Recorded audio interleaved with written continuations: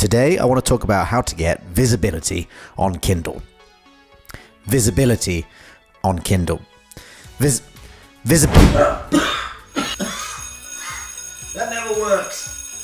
Right, today I want to talk all about visibility, specifically getting visible on Amazon and the other ebook stores, because this is a question I've had come up a lot in the comments recently, is something along the lines of, with 3 million plus other books on the Kindle marketplace, how am I supposed to get noticed? So in today's video, we're going to be looking at some stuff you can do on Amazon and off Amazon to help you get that attention and get that visibility. So let's jump in.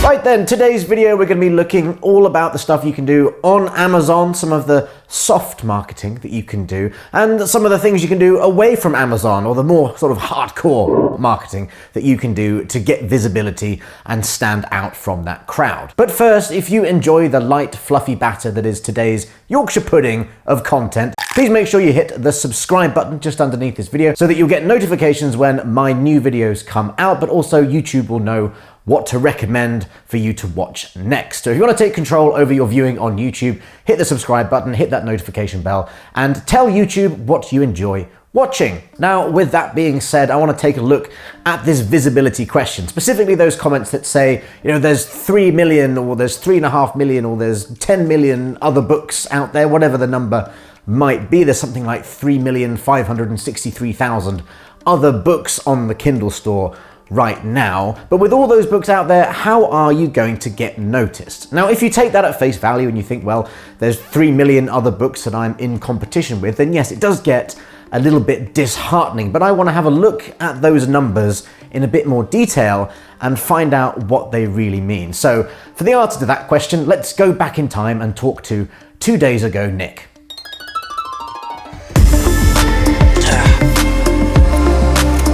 So it's very, very easy to get discouraged, especially when you look on Kindle and you see there's 3.5 plus million other books that you have to essentially compete with for people's attention. But I mean, let's put this into context. So let's compare this to YouTube, because that's what we're doing right now. So on Kindle, there's 3.5 million other books that you have to compete with. On YouTube, there's around about 3.5 million videos watched every minute, but yet you're watching this one. There's 5 billion other videos that you could choose from, yet you're watching this. So we have to ask ourselves why that is. So chances are you're watching this video because either I told you about it, someone else told you about it, or YouTube told you about it. And the way YouTube works in principle is very much the same as how Amazon works. It takes a look at the content that it has available, looks at what its users want, and then tries to match those things together. So while there might be 5 billion plus other videos on YouTube, the algorithm behind the scenes knows out of those 5 billion which ones that you personally are going to be most interested in. And it's the same principle with Kindle as well. There might be 3.5 million other books out there, but how many romance books are there? And out of how many romance books there are, how many paranormal romance books are there? And out of those, how many shapeshifter paranormal romances are there? And things like that. So if you look at the thriller market, for example, there might be 100,000 other books. If you look at thrillers that have a strong female detective lead, there might be only 10,000, in which case the pool you're playing in is a lot smaller. And again, there's multiple ways that you can get your work discovered. And one of the ways is by relying on Amazon to do the work for you, by recommending your books to people it thinks are going to buy it. But the problem with that is then you really are competing for the attention of Amazon's users, because they're going to be taking into account, you know, how many books a user is going to buy from you, how many books are in your catalog, what's the potential profit that Amazon is going to make by recommending one of your books through its algorithm. And it's the same with Amazon ads as well. If you're bidding for clicks, Amazon's going to be looking at how much potential profit it can make from that click, and the more profit it can make, the cheaper your clicks are going to be. So that's why in this channel we talk a lot about ways that we can grow an audience outside of Amazon so that we can then send people to our books ourselves. So we're not just relying on that algorithm to do all that work for us. But the principle to bear in mind is that while there might be millions or even billions of other options out there, when you carve your own niche into that and create a brand and a name for yourself, and you start start building an audience of people who have that connection with you, then that becomes much less of an issue. Right, now, horses need water and they need hay. So we're going to get on with that and then jump right back into the session.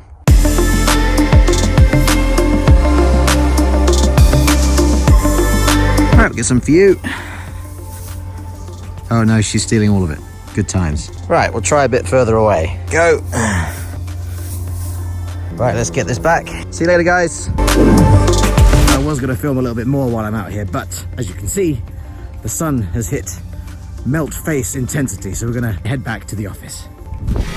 Right, I had gone back to the office and I shot this whole segment, but wasn't happy with it. I've decided just to come out and walk around to film the next bit. So the important thing really from that whole previous segment is, yes, when you think about the sheer number of other titles out there on the ebook stores, it can be quite easy to get disheartened. But what we're really doing is we're looking to carve out our own market. I gave you the YouTube example. You know, there's as many videos watched every minute as there are titles on Kindle in total.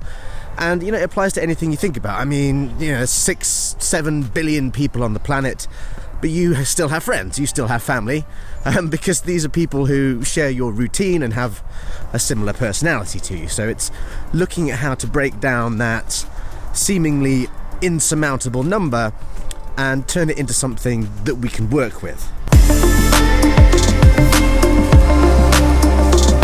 So the question really is, how can we carve out that niche, that market, and get noticed by the people who are actually looking for books like ours? So that's what I want to spend the rest of the video talking about, is things we can do on Amazon and off Amazon to do that.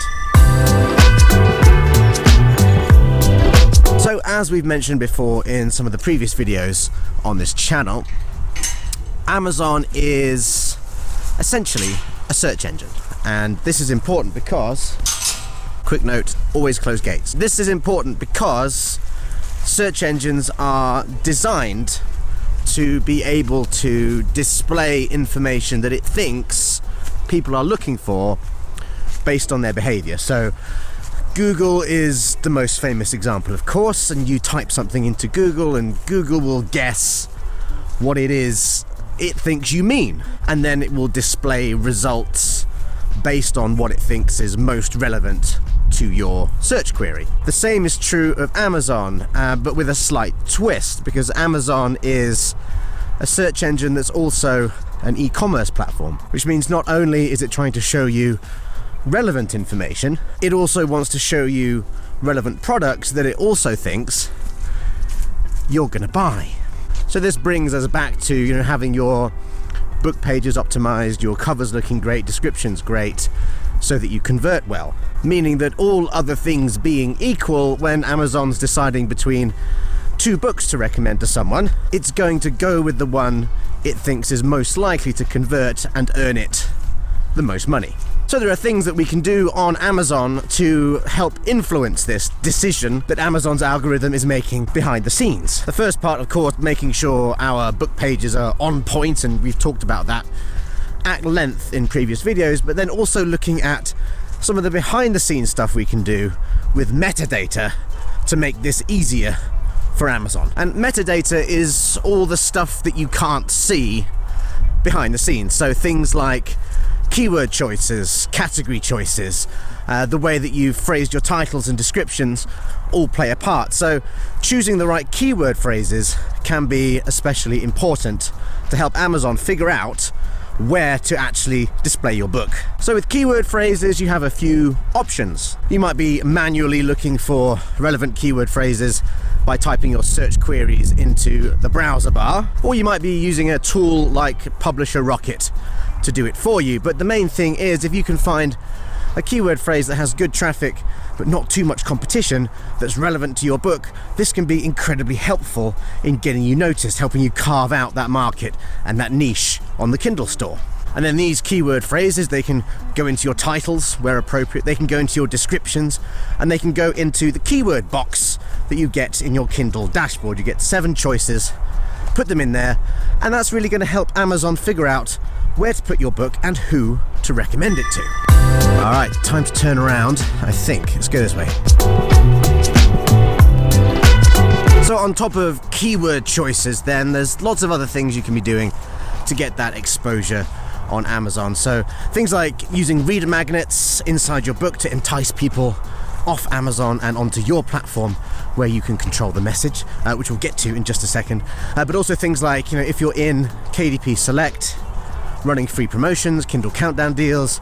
If you're wide, you're maybe having a permanently free book that leads into the rest of your series, doing cross promotions, joint promotions, doing giveaways, paid promos, whether it's Facebook ads or Amazon ads or email blasts like BookBub. There's lots of different ways of getting traffic to your Amazon page. And this is all stuff that you can do inside of Amazon, on the Amazon platform itself. But I want to talk a bit about what you can do outside of Amazon to really kick things up to the next level. Just going to sit on a tree and talk about the next part. So, looked at stuff you can do on Amazon to help get that exposure. So using keyword phrases in your titles, descriptions, and behind the scenes is really going to help Amazon put you in the right place. Also, choosing the right categories is a similar approach as well. So choosing categories that aren't too high in competition can really narrow down that pool. So, examples of before of, choosing romance, which has 100,000 plus books in it, down to paranormal, shapeshifter, dragons, which might only have about 4,000 books in it. So it's really narrowing down that market so that you're more likely to get traction there before expanding into the broader areas. But the real difference comes when you can get people away from Amazon and the other ebook stores and onto your own platform. So sending people to your own website where you control the environment and the infrastructure, you can get people onto your email list so that you can control that direct communication between you, the person producing the work, and the reader, the people who are actually going to buy it. So cutting out everyone in between means that you can understand your market a lot better, you can build stronger relationships, and you can control the promotions and the marketing that you do without worrying that someone's going to change the game completely. Now, building your own platform is going to come down to two main things. And the first thing is obviously going to be building that email list. So email still the most effective way of reaching people en masse. There's other options like Facebook Messenger and WhatsApp and things like that, but we find that these things are very tightly controlled and very difficult to use in the same way that we do with email, which is generally a free platform that people can use however they wish. So long as you're sticking within the law and you're not spamming people, you're pretty much good to go. And your email list is your asset and you can take it with you wherever you go, unlike Facebook Messenger or Twitter followers, which, people can remove from you anytime they want, really. So building an email list is not only the safest option, it's also the most effective way of getting a message across, getting clicks, and getting sales. And how large you can grow your email list is going to be directly affected really by two things. And the first thing is how much traffic you can send to your website where people can sign up for your email list, and two, how effective your website is at converting that traffic into email addresses in the first place. So case in point, you've written a fantastic book, you've got it out there on Amazon, people are finding it and they're seeing your reader magnet offer inside the book and they're clicking through to your website, they're all excited, and then your website's terrible. Either it's aesthetically a mess, or it doesn't work, or something's gone wrong with it, but people are unable or unwilling to sign up for your email list. That's going to be a problem. So I want to spend a little bit of time talking about what the perfect author website needs to be able to do and what it needs to look like to get the best results. So let's take a look at what websites need to do and how they need to look. And for that, we're going to go back to the office.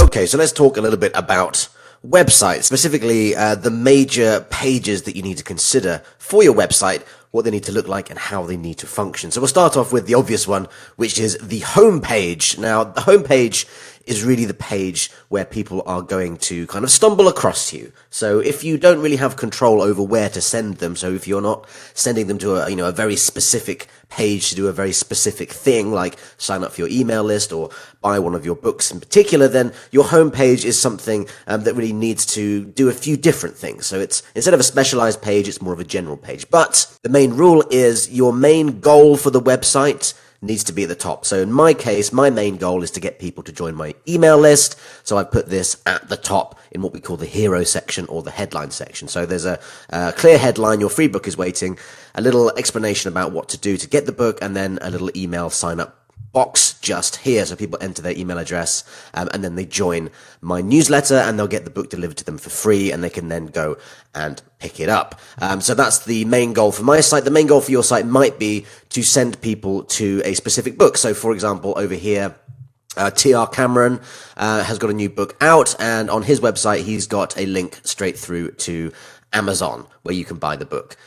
Scott, here's another example here. Scott Bartlett, sci-fi writer. He's got a bundle of 3 free ebooks that he likes to give to people. So that's his main goal for this homepage. And whatever kind of genre you're writing in, or whatever kind of books you have, you want to think about what is the main goal for this page. So it might be to send people through to buy a book, or it might be to get them to join your email list. So that's up to you. But whatever the main goal is, put it at the top. And other things on the web page.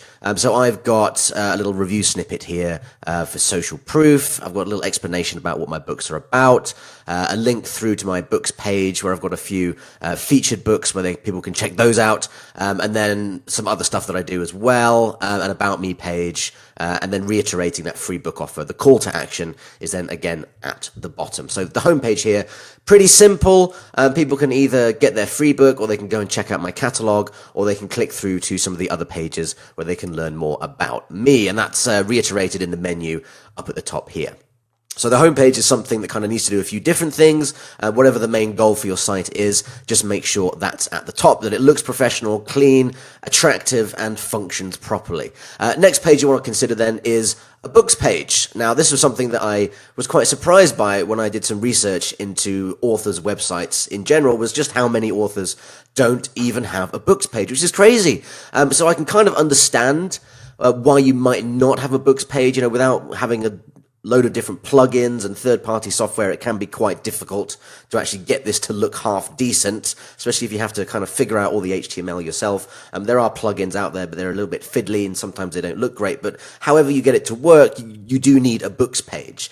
And I'll give you an example of one author who has a load of books, loads and loads of books, dozens of books in different genres, and how she does it. On her website, you'll see again, the headline at the top of the homepage is sending people to her latest release. But then in the books, she's managed to categorize this by genre, by series, or by pen name, which is really cool. So you can go to the books page here and just see all of the books. I think there's about 40 of them. Or you can use this drop-down box here to go through the different series. So if I'm interested in looking at the Lonesome Lawmen series, for example, I can click on that, and it displays those particular books. Or if I want to do time travel romance, and that's the series I'm interested in, then I can look through really, really easily there. And then clicking through onto the books, I then can see a little bit more about them, what they're about, and where I can buy them from. So I'll show you on my page as well. If someone wants to buy, say, Wanted, for example, on my books page, I have another little review snippet just for more social proof, a short description at the top, a link to where people can buy it, and then more about the book underneath with some more review screenshots from Amazon, and then again the link where people can buy. Now, I've also included some featured books underneath, other books you might like, so people can click through to other parts of my catalog, and then reiterating that call to action again at the bottom. So the main goal is, if you're not going to buy the book, maybe you'd like to join my mailing list instead, and that really, really works. So that's a cool way to do it. So you want your homepage to have that call to action, and then you want to repeat that call to action on your other pages too. And make sure that your books page is easy to navigate and looks good. So when I've got one series on this website, that's quite easy. If you're like Pauline here and you've got tons and tons of different genres and pen names, then you want some way of being able to sort these out so that people can easily navigate through them. So that's the home page and the books page. The other pages we really need to look at are landing pages, and these are pages on your website that are designed specifically to get people to sign up. So unlike the home page, where people can get distracted by menu items or other things to look at, a landing page is much more focused. I'll show you what mine looks like here. So this is where people can join my mailing list, and this is where I will send people when I have a choice over where to send them. So in my books, when I have a reader magnet offer, I'm linking to this page rather than the home page because there's less chance for someone to click away. So it's literally just a page with a headline, a little explanation, and then a sign up box where they can get the book. So people can then sign up here, get their free book delivered. And there's nothing else on the page here. So there's no distractions. And that's why this page converts at around 60% versus the homepage, which only converts at sort of 10 to 20% because there's lots of distractions. When I send people here to this page, it converts much, much higher. So if you're growing your email list, which I hope you are, you want a dedicated page on your website that's just for this, that you can send people to where you have control over where they're going. So I'll show you how this works. When they click the box, they just enter their email address here, do a test email. And then on mine, I have a little GDPR privacy notice. You can tick a box just to confirm that they've read the privacy policy. And then they click the button and they're added to my newsletter database. And then they're forwarded to a thank you page, which is basically another landing page saying, thank you for signing up. Your free book is winging its way over to you now. In the meantime, if you'd like to get a discount on the next 2 books, you'll save 25% when you buy them together in this bundle. Click here to buy on Amazon. So that's a nice little upsell as well. Someone's just signed up for something free. This is kind of like a would you like fries with that situation. So a decent number of people actually take me up on that and buy the next 2 books in the series and get a little bit of a discount when they buy them together. So that's quite cool. So that's landing pages. So you want something that's really focused, doesn't have lots of options on it. There's no menu items. It's just either you sign up for the book or you leave the page, basically. So you're offering people that binary choice. And then when someone's added to my database, they get an automated email sending them a link where they can go and download the free book. And I'll do that through my website as well. And I'll show you what that looks like because this is really cool. So you want to actually be able to deliver the book that you've promised. And that's what I can do through my website. So I send people, once they've signed up, to this page here, and they can just click this button, choose a device they want to read on, so a Kindle, for example, and then it gives them instructions on how to load that file, that Mobi file, onto their device. Or maybe they're on a Nook, in which case it's an EPUB file, and the instructions change. And then worst case scenario, if they can't figure any of that out, I've also got the PDF for them as well, which they can download. So they just click here to select their device, and it's all kind of laid out for them. And that's the process, really. So the home page, the landing page, the thank you page, and the book delivery page are going to be kind of the core pages in your sort of reader funnel. And then you've got your books page as well, which is showcasing the rest of your catalog. So when you email people about your other books or you've got a new release out, you can send people to your website and they can choose where to buy it from. So it's very, very important that you get this not only looking good, so you have this professional appearance, but making sure that everything actually works as well is the key thing. Because sometimes, especially when you're using a bunch of different plugins and trying to get them to work together, it can all go a little bit wrong. So however you do set up your website, just make sure that everything works, that everything looks good, and that everything is easy to navigate. And if you're like Pauline here and you've got 40 plus books, make sure they're nicely organized too. So the websites that you've been looking at right here, this has kind of everything built in, so there's no plugins required. And I want to talk a little bit more about how you can get a website that looks a little bit like the ones that you've seen today. So whether you're doing sort of a mix of different genres like Pauline, or you're doing sci-fi or mysteries, or Libby's doing sort of thrillers here. I've got a thriller series. I've also got a sci-fi series. If you're doing non-fiction, if you're doing poetry, whatever kind of books you have, if you have books and you want a cool way to display them to the world and a nice, easy, professional way to grow your mailing list and have that beautiful, functional website, I want to show you how you can get set up just like you've seen today as well. And for that, we're going to head back to the British wilderness.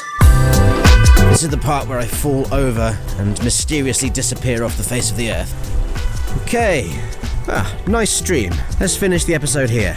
And now a word from our sponsor, which is coincidentally also me. Now, in the last segment, I showed you a bunch of different author websites with the goal of really demonstrating what a good author website needs to look like, and also how it needs to function to grow your email list, grow your audience, and then grow your sales. And every website that we've looked at today was made by our author website theme, AuthorCats, which is our all-in-one website platform and theme designed specifically for indie and traditionally published authors. So we've got everything you need: landing pages, book delivery, book pages. You can filter by genre, by pen name. We've got customizable landing pages, everything you could think of that you need to effectively grow an audience of engaged readers online. Now, this is the only website theme designed specifically for authors that's got everything built in. And for Black Friday, coming up on the 29th of November, I'm putting together a very special deal where we're getting rid of the monthly and annual pricing, and we're offering a very special lifetime deal. So for one single payment, you can get lifetime access to the AuthorCats website theme, all the instructions, all the video walkthroughs, all the support, and most importantly, our concierge service, which is entirely free as well. And this is where we will come in and we will help you transfer your domain and your hosting over if you need to. You can keep your current domain, you can keep your current hosting, or you can use our hosting. Even if you're not using WordPress, which is what the AuthorCats theme is based on, we can help you. So our concierge team is there to do all the boring, fiddly stuff of transferring your old website to your new one, getting AuthorCats installed, getting you the perfect template set up so that you can then swap out your own images. So usually this is a annual or monthly payment, but for Black Friday, we've set up a very special lifetime deal. Everything included, 30-day guarantee as well, so you can test drive it, make sure it's for you. If you're interested in finding out more, I put a link underneath this video that's going to tell you everything you need to know, including a sign-up form so that you can get informed when spaces are available, because it's going to be very limited time, very limited spots. Make sure you get on the wait list. So I'm really looking forward to getting that sorted out, getting you the best website you can possibly have, and helping you do all the really fiddly tech bits and just get rid of that as an issue so that you end up with a beautiful, functional author website with everything you need built right in. So if you're interested in that, check out the link underneath this video. And that's it from me today, and hopefully I'll see you all again very, very soon.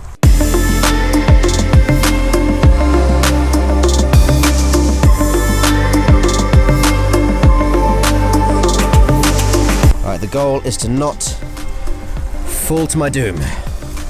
Made it!